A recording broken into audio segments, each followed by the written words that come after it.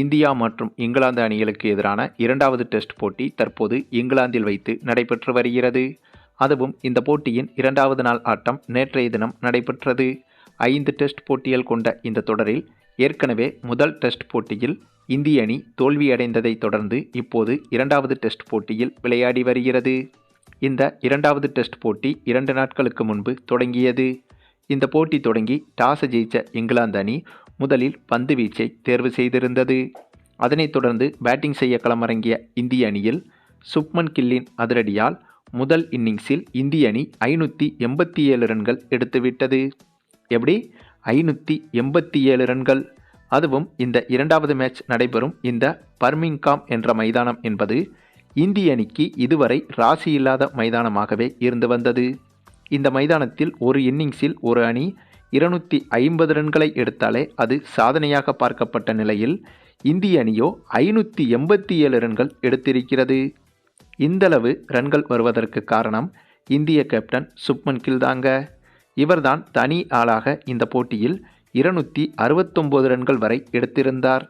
அதுவும் கிரிக்கெட் தொடங்கிய காலத்திலிருந்து இங்கிலாந்து மைதானத்தில் ஒரு இந்திய வீரர் எடுத்த அதிகபட்ச ரன்கள் இதுதான். ஏனென்றால் இதற்கு முன்பு சுனில் கவாஸ்கர் தான் 221 ரன்கள் எடுத்தது சாதனையாக இருந்தது.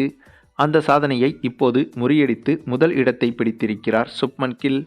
அது மட்டுமில்லாமல் ஒரு கேப்டனாக அதிக ரன்கள் எடுத்த பட்டியலிலும் தற்போது முதல் இடத்தை பிடித்துவிட்டார் சுப்மன் கில்.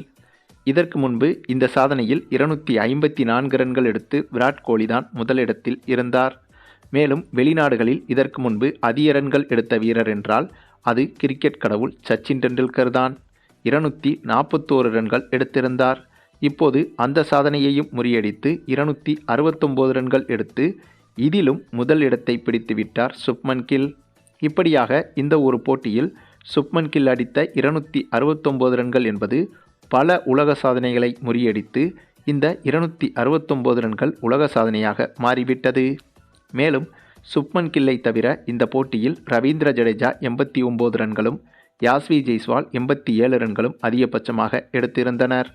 மேலும் நேற்றைய இரண்டாவது நாள் ஆட்டத்தில் இந்திய அணி ஆல் அவுட் ஆன பிறகு இங்கிலாந்து அணி முதல் இன்னிங்ஸில் பேட்டிங் செய்ய களமிறங்கியது.